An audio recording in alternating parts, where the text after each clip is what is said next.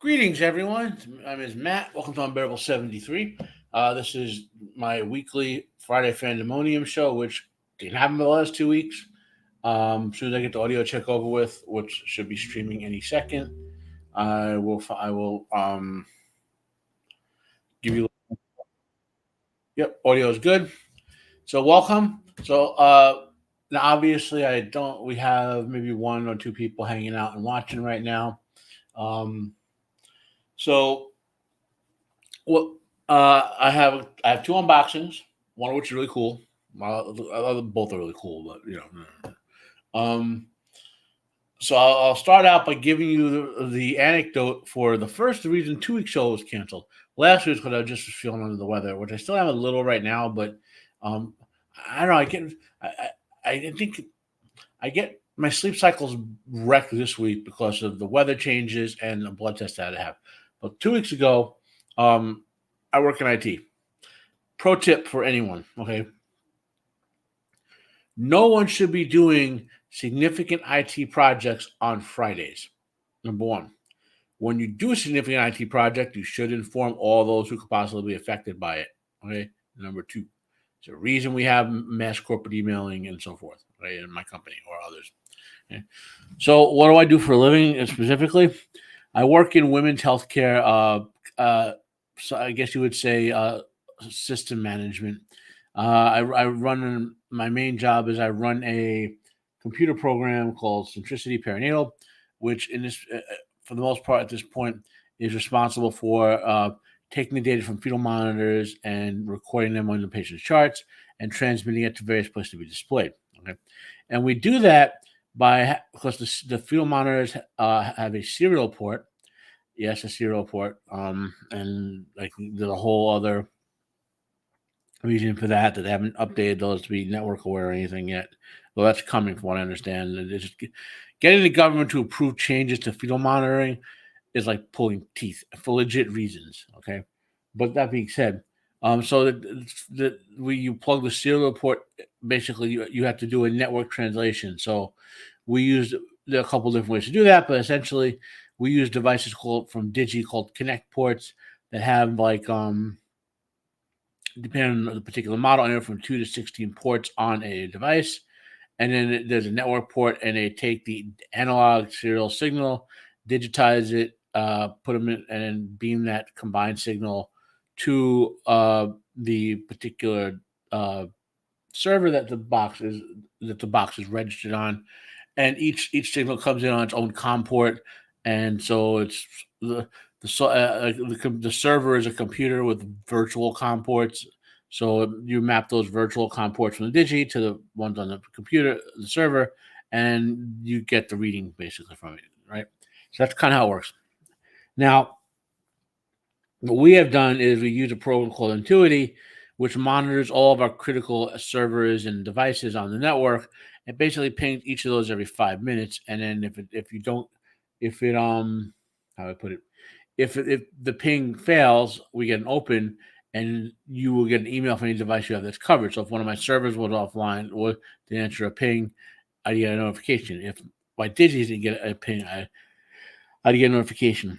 Now, oh, excuse me. So what happened is I got notified that all the digis at one site were offline.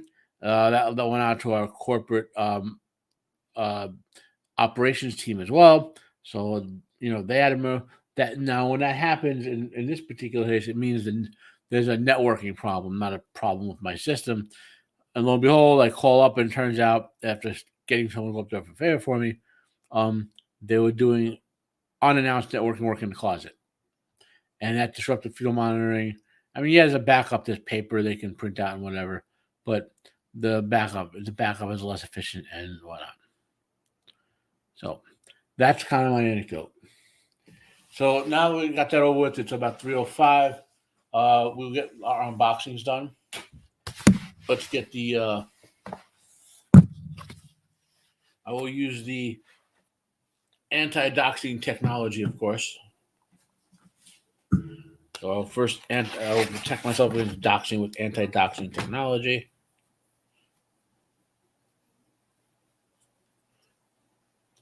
If anyone's out there have any questions, let me know.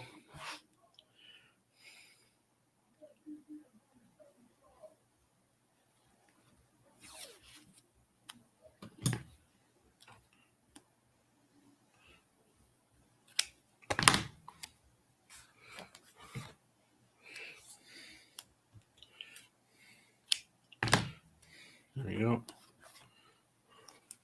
And this one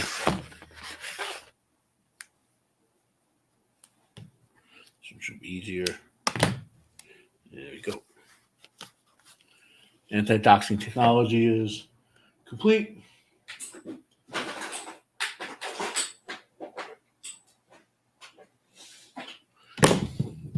So let's open up this one first. Actually, open up this one second because I think there's a story behind that one. That would be cool.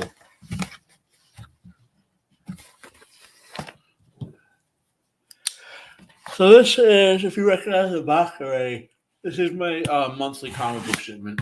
Sometimes I get a second one in that month. You know, I haven't really seen anything jumping out at me that I want to read that is not on my pull list.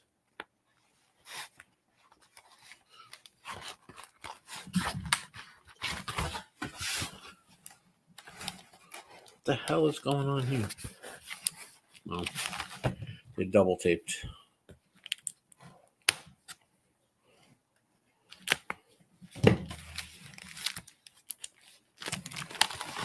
Did they triple tape? Oh, they triple taped. Oh.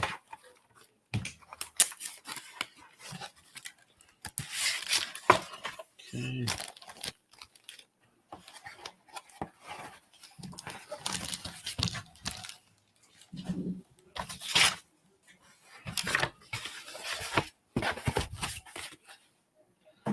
That's out of the way. Check my shipping strip.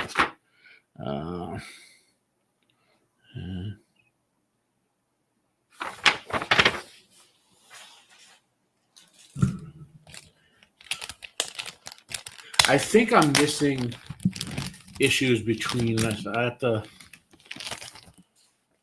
Okay. Finally.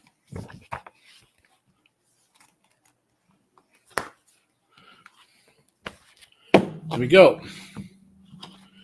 Oh, let's put the Decepticon knife away. Safety first, of course. Safety first. Anyone out there, how are you all doing? If anyone's live, listen live. Okay, here we go. So this is a comic from Dark Horse. I really enjoyed the first issue. It's called Masterpiece. I believe it's a mini series, but I'll know by Michael Bendis and Alex Maleev. It's kind of about the child of a pair of notorious thieves, and she gets drawn into a crime because people want revenge on our parents and want her to do something for them. It's a $4 book, which feels a little flimsy for a $4 book. I wouldn't trust the back spine. I don't trust the spine too much if you see it flopping a little bit. So, however, the internal pages, the coloration and ceiling is beautiful. I love the art. I love this sort of discreet looking artwork. You know, nice shadow use. There you go. I am missing. You know, I have a comic tracking, a spreadsheet I use to keep track of comic books with. Let me find it. Working personal comic tracker. Masterpiece. Yeah, so I'm missing issue 2. I have issues 1, 3, and 4 of it. So when I get issue 2, then I can finally read through it. This is a series from Dynamite. It is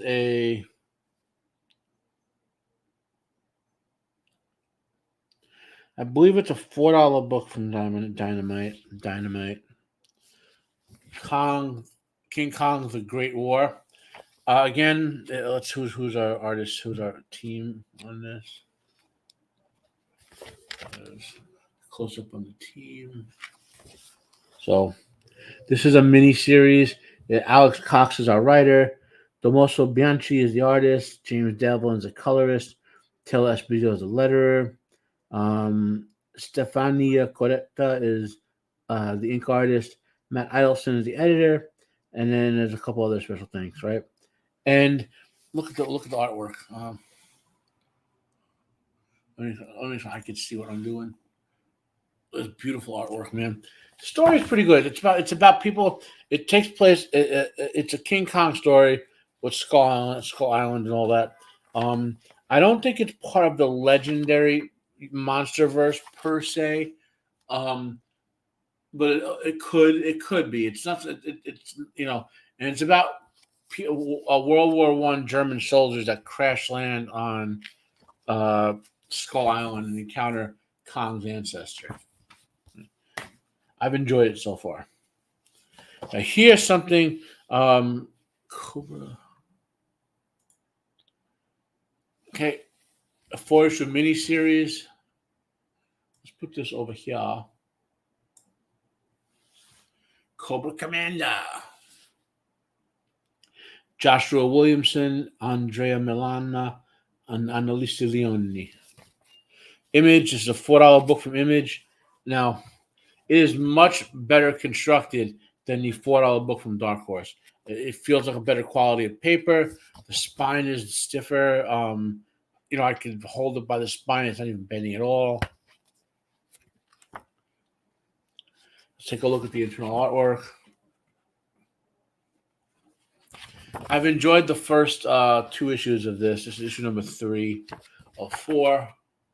There will be, I believe, my understanding is there's going to be several GIO in Kirkman's Energon universe. There's going to be several GIO miniseries. Then they're going to do the actual G.I. Joe series. There actually be 2 G.I. Joe series. The new one with the new continuity, and then one by Larry Hama that's continuing to the old original G.I. Joe. And here's, of course, my favorite current comic book I'm reading from Titan Comics. It's a $4 comic book. It is well constructed. Titan has some of the best book construction of anyone lately. Look at the great spine, nice weight to the paper, little glossy interiors, beautiful artwork.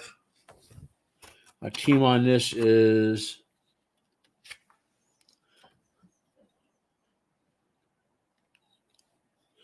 find it.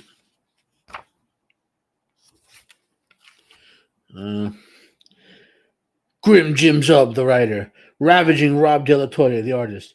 Devious Dean White, the color artist. Rascally Rich Starkings, the letterer. Calamitous Chris Botera, the editor. Merciless Matt Murray, the contributing editor.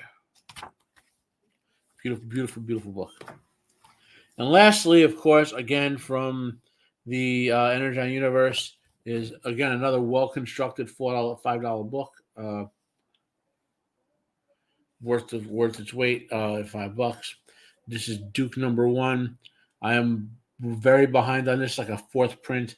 I know that's like issue 4 already. It's a mini series. Eternal artwork. Look at the beautiful artwork, man. So that's my little comic book blurb for only 5. And put these back in the mag bag to protect them for now. Like I said, I have so many extra bags and boards. I'm going to use up my own to get down to only having 10 extras, which I'm still well away from that before I start having them bagged for them by default. Now, next up is something. Let's open it. And they don't make this stuff easy to open.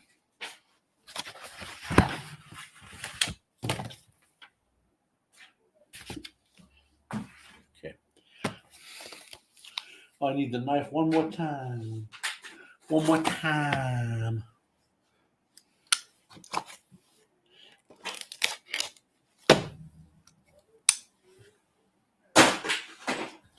So, if you are an anime fan, whether you are just a sort of not an active anime fan anymore, just watching the oldies or whatever, and you're my age, what's going to come to mind for you are several anime.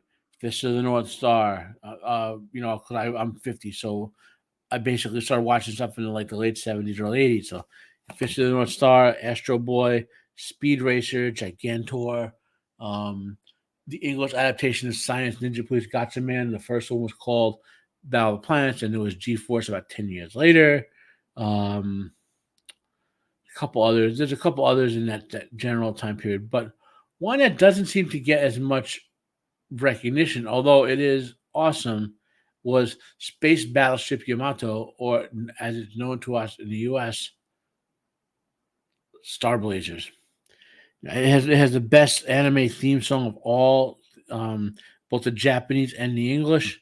What is the difference between the two? It's one of the least altered by adaptation animes, Star Blazers. Now, the original Japanese Space Battleship Yamato had a couple of things in it which they felt would not be palatable to foreign audiences. Um, I personally am not, uh, like I said, it doesn't bother me that other cultures have their highlights, right? So there's some Japanese nationalism that they respected the sacrifice of the soldiers of World War II. Again, I'm not personally getting involved in that. Um, Also, there was a classic sort of, female panty shots and sexism and whatnot that they very much downplayed. Um, getting they downplayed, panty shots and stuff like that. So when they adapted to English, they just eliminated the panty shots and the sexism and toned down the Japanese nationalism to be historical commentary, and so forth. And so, and they changed the name of the ship to cut that down. So, but otherwise, if you saw Star Blazers, you saw Space Battleship Yamato. Okay, it had 3 seasons. The first two were great. The third one, kind of meh.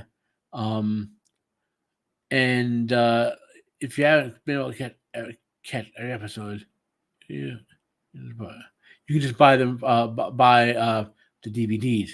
So I decided I wanted to rewatch this series, and then I found out that they did a remake of it, a full high def, high quality remake of the original, which was of the first season, which is Star Blazers.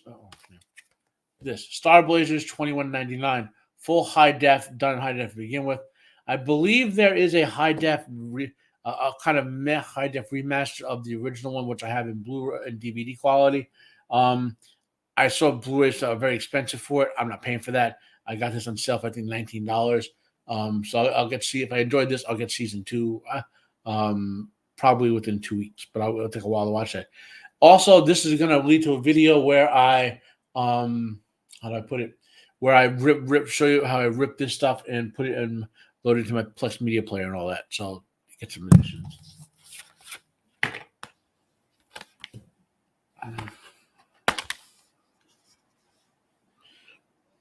Oh, look at that! Funimation gives me a receipt to download a digital copy. I wonder if that's how convenient that would be.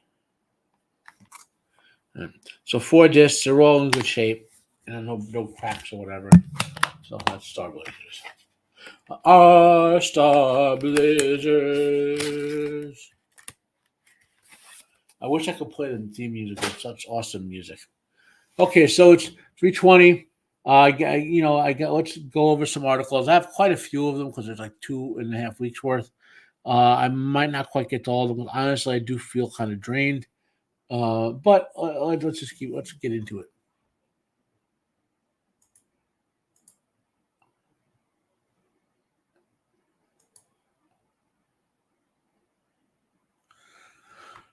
Present.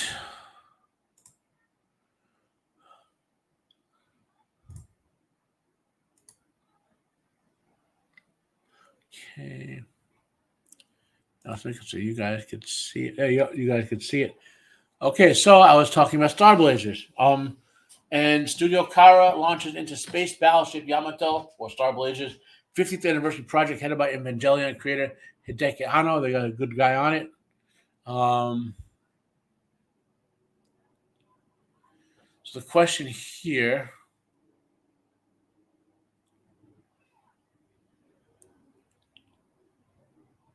So it looks like Ano is going to be overseeing some like specials related to like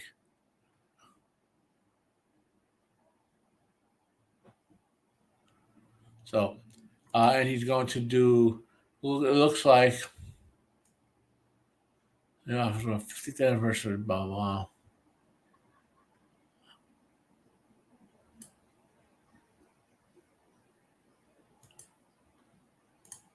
Okay. They give it this article gives you a sort of summary of what it's about.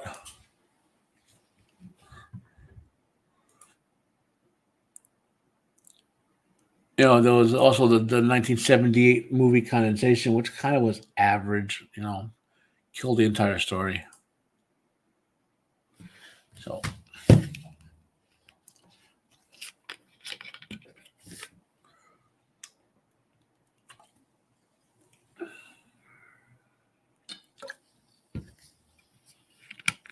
So Anna will be doing several dedicated movies related to, it, which is great. So let's get on to the next one. This has me excited. Okay, if now I have a very I always say this. I enjoyed the original 2 hour like movie versions of his Lord of the Rings films. I could forgive most of the deviances from the novel because they were not as bad. I don't like the extended edition because they make the deviances from the novel too much. Okay.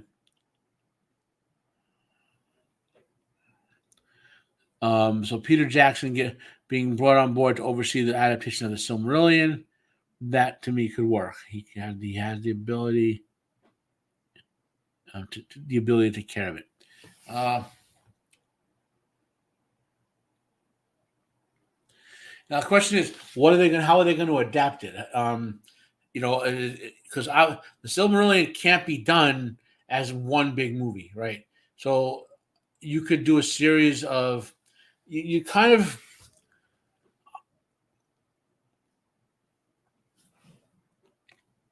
Jackson himself has previously expressed interest in making this adaptation, saying, "I've always wanted to work on Silmarillion to complete that story and bring the origin story to the screen. And now getting a chance, it's so close to coming true."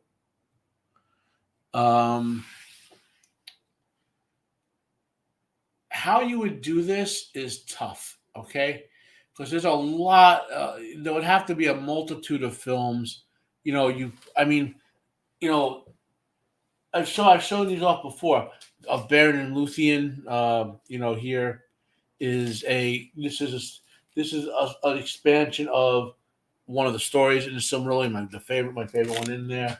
The Fall of Gondolin. This is another expansion of a story in the Silmarillion. So you could make them into standalone movies. They maybe do six, like one each year type of standalone movie, type of thing. The origin and all that sort of stuff, and then the various wars with the elves, and then finally the last battle and all that. I mean the the War of Wrath. The last battle, the first age. You could do it that way. I'll see what Peter Jackson has to come, but this is interesting. If anyone could do this, well, it's him. So Henry Cavill commented on his Highlander remake. He's made the article is pretty interesting, but I'll get the gist of what. I think we have some very good elements now. Stilisky, who is one of the creators of the John Wick franchise, who had directed this project. Um, the trick is when you have a tagline that can be only one, you can't just kill everyone the first time. So let's get. I recently had big plans to expand with spin-offs on TV and give a nod to the popular Adrian Paul TV series, which was pretty good. Slisky also says, with ideas for days for the coolest character I could make an epic TV show. I think it's a rich mythology where you can pick any period of time, any nationality, any culture type person and make them immortal and have them duel and deal with the murder mentality. That's effing cool.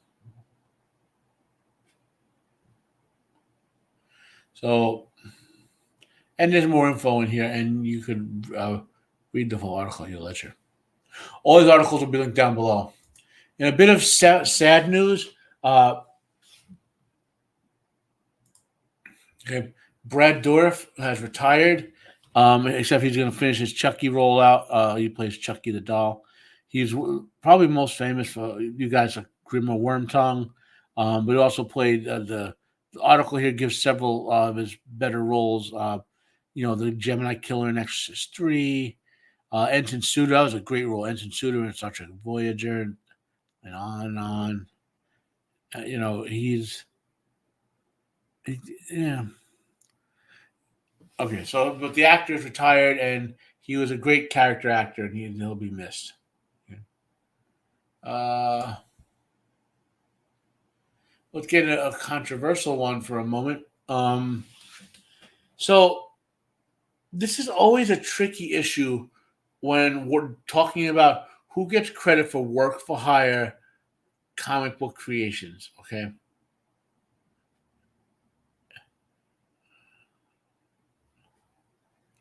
now, so the issue here is that the daughter of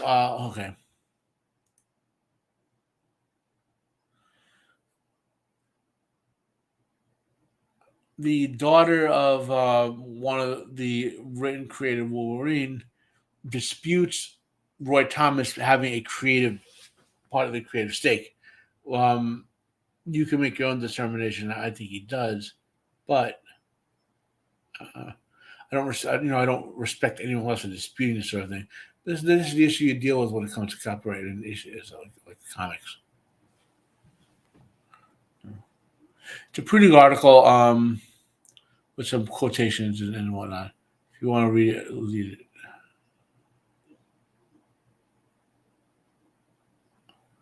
Where are we? Okay. And on to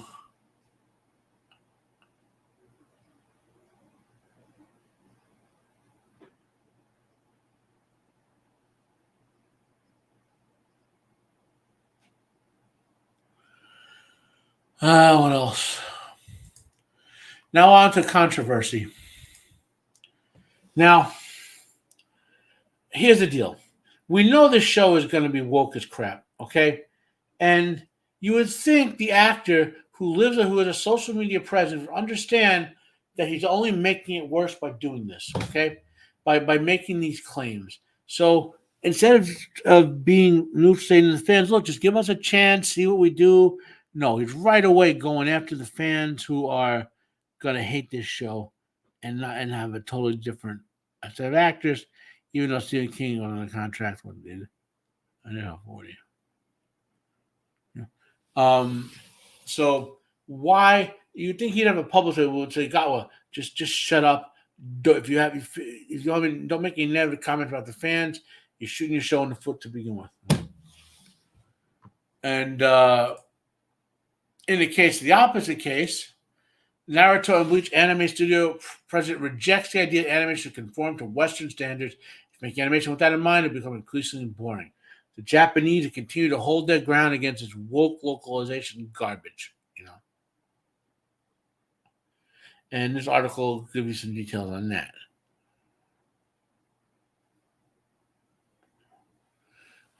What else? And a little bit of sad news.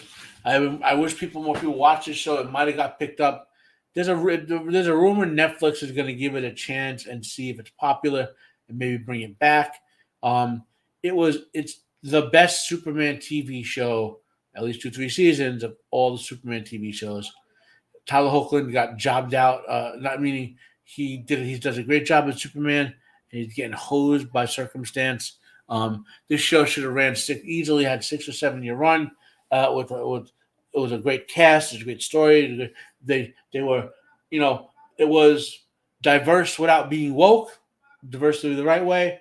Um, you know, and but unfortunately, with this WB getting sold and all the consolidation, and the desire to eliminate multiple versions of the characters that like they don't want to have live action Superman, TV Superman, color action Superman, and uh, flower bomb Superman, whatever you want to call it.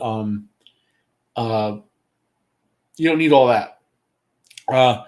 So the final season has wrapped the filming, probably premiere in the fall. I would urge everyone to watch it and enjoy this show. It's going to be on, I believe, after the final season airs, it's going to be it'll be a Netflix TV series.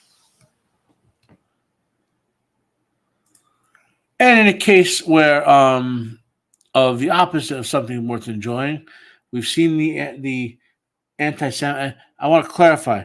I am not take.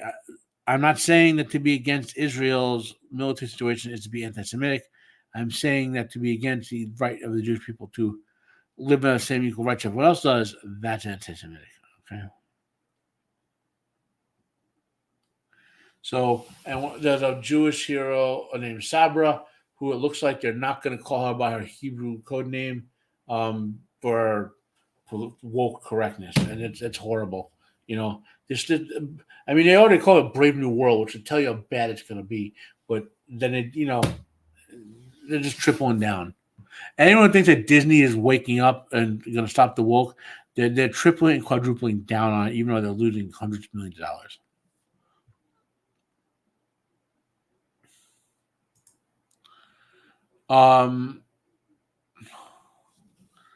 Okay. So I have 3 science articles. Man, wow. I'm sorry, guys. I don't feel too good. It's hitting me all of a sudden. I don't know what happened, but I want to get through this. I'm gonna man up. I'm gonna man up. I was feeling real good until about 2 o'clock, and I got a little drowsy mid afternoon. I'm middle age. You want to take a nap or whatever. And now this wave of tiredness hit me. I'm betting it's just lingering effects from the sleep problem I had earlier in the week. My sleep cycle will be disrupted by the certain blood test, but I will get through this for you and my Fandemoniacs out there.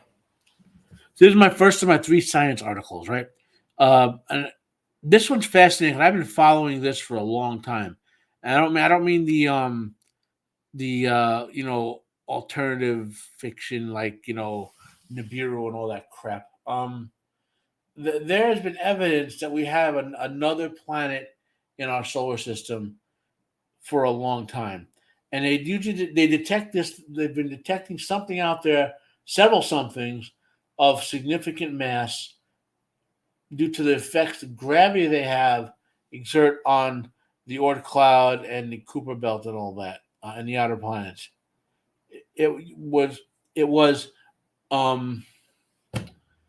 and this had there have been several hypotheses and several theoretical evidence. Nothing has ever been able to prove anything, and now they have more. Now they've gathered statistical evidence that a planet 9 exists. Right.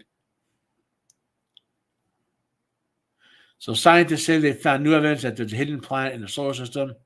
For years, astronomers have been suggesting that unusual behavior in the solar system has been best explored by another undiscovered planet. Okay.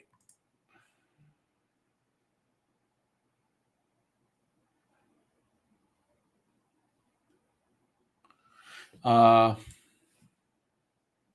article goes in pretty good detail about some stuff. Here we go.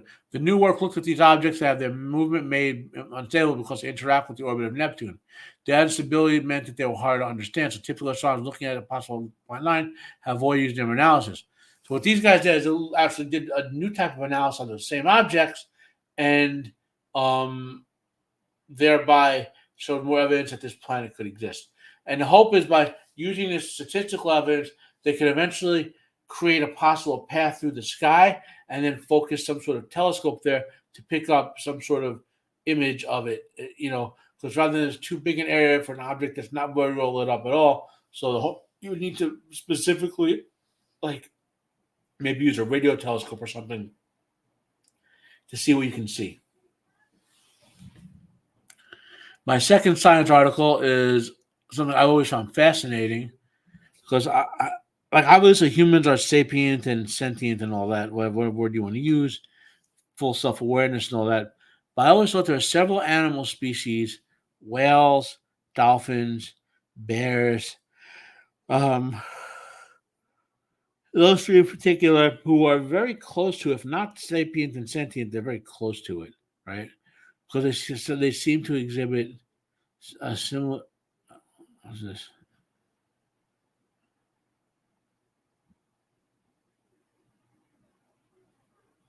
Um, so the scientists are trying to learn to speak whale, and they're able to sort of communicate with the whales without knowing what they're saying. Is the best way to put it. You know. Um, oh, I got four people watching. So whoever joined up lately, welcome to the show. Uh, so here, in a world first, scientists have a conversation with the whale. Okay. So here's how it works. A growling throb noise emanates from a research vessel's underwater water speaker. Humpback whale breaks from his group and approaches. The mammal circles the boat, is surfacing, and dives again. Tail slipping noisily, blah, blah, blah. Okay. So it goes over and checks out what's clearly, I think, is whale speech. Probably find out it's some sort of repetitive recording, and heads back to whale authority. But it's fascinating because they're one step closer to be able to understand the language of these amazing creatures who are probably intelligent and sapient and all that. And if we can prove it, then we can stop whale hunting for the good of all. And there's a long article down there which you could read at your leisure.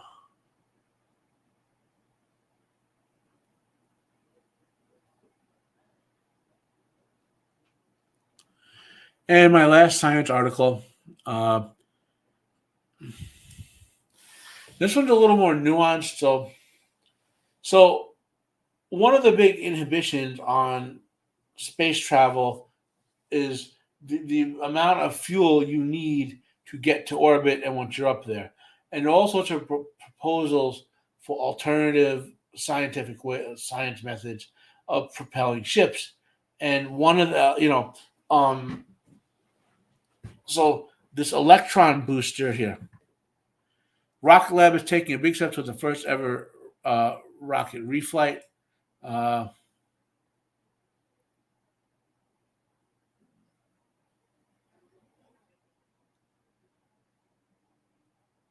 so these boosters they use, which SpaceX uses, NASA uses, is a way to get the vehicle to orbit um, without having to have the same amount of fuel. Basically, the vehicle will be a lot smaller because they only need the booster fuel to get out of the atmosphere, right?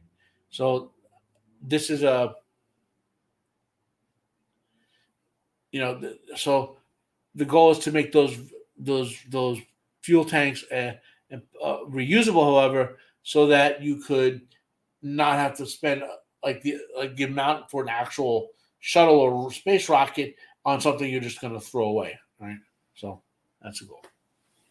And those are my science articles. I will there's some detailed information below that one. I will link to all this below so you can read at your leisure, the ones you're interested in. And now I'll do my little. But unless someone has questions, I'll do my you know I you know I want to give a little political statement here. Okay. Now my show isn't about politics, though. If you follow me, you know I'm fairly right of center on a lot of issues. You know, we live in a chilling time in the world when free speech is under attack by this cabal of leftists and their corporate allies who don't understand, the allies don't, that if they give in totally to this sort of movement, that they're just as gone as I am.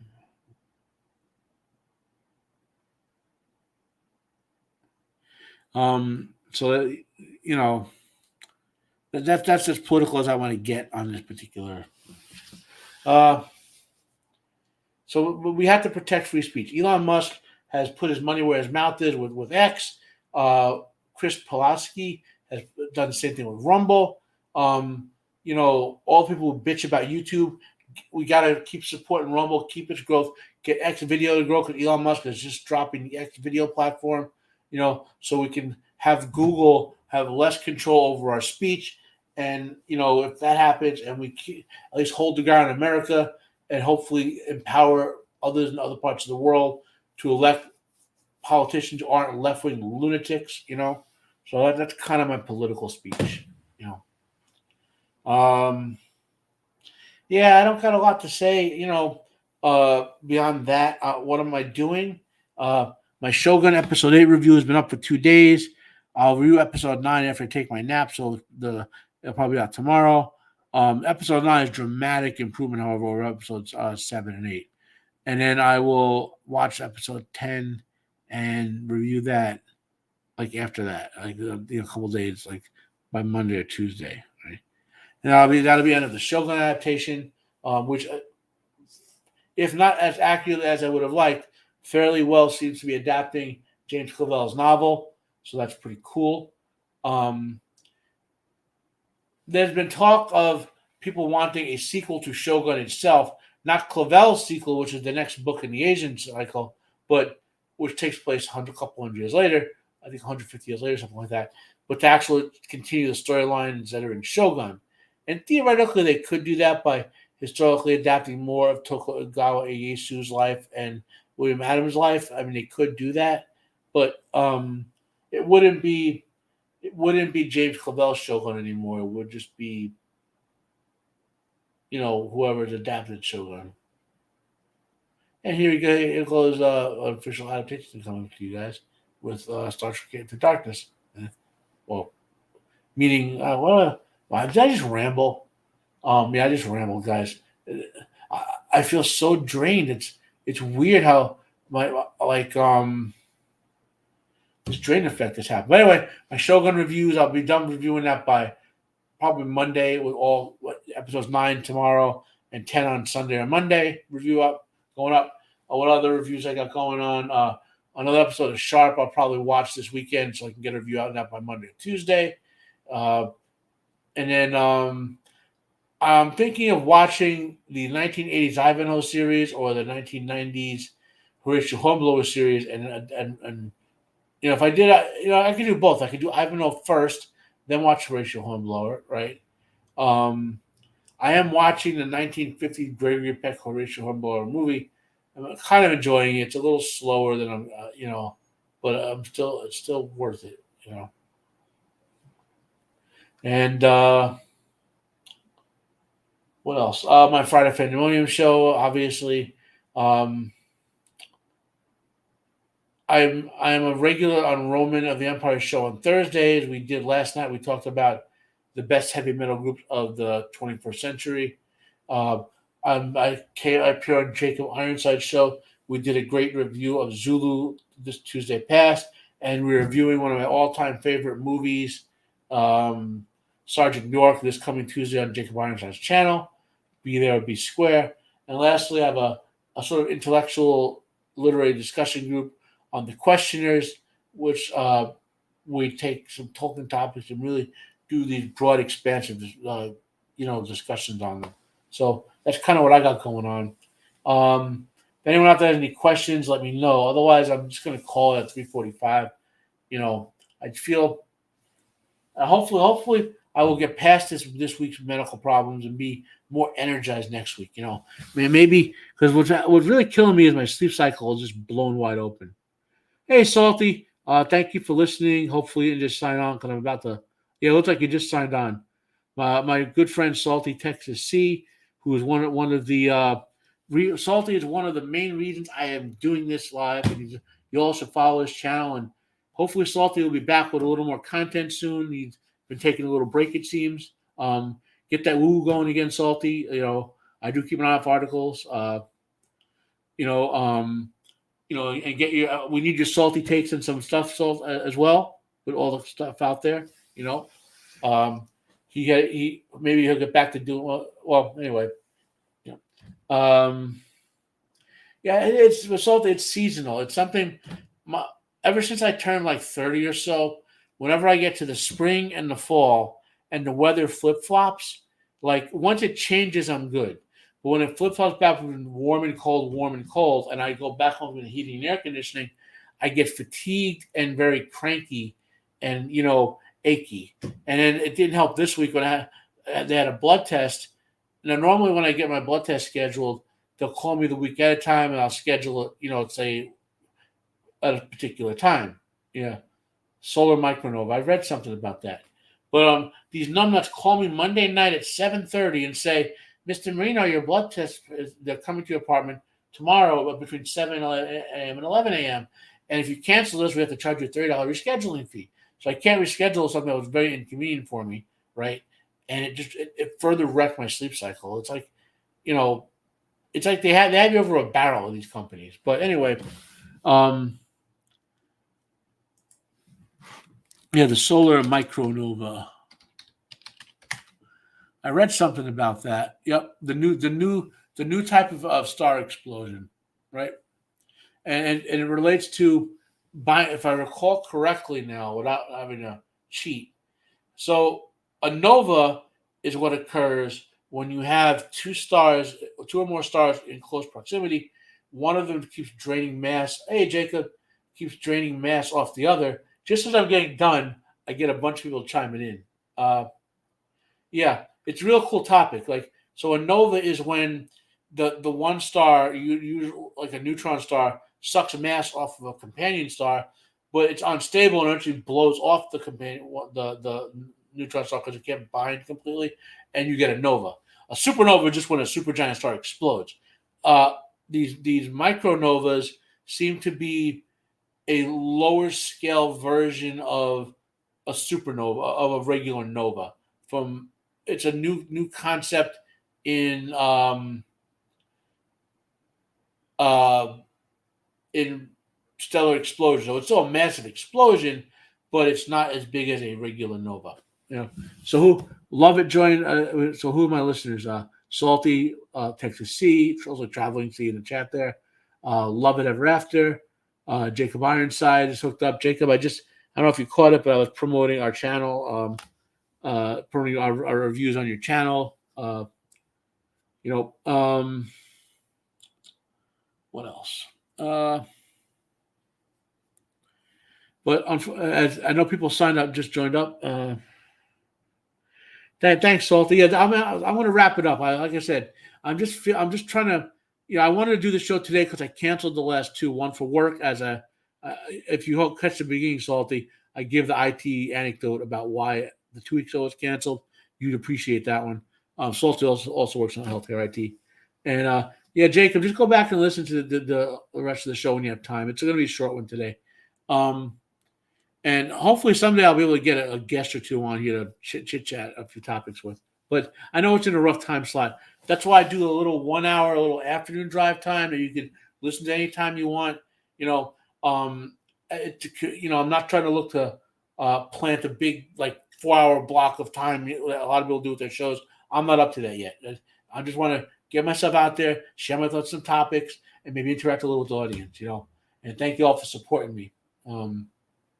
So with that being said, stop sharing.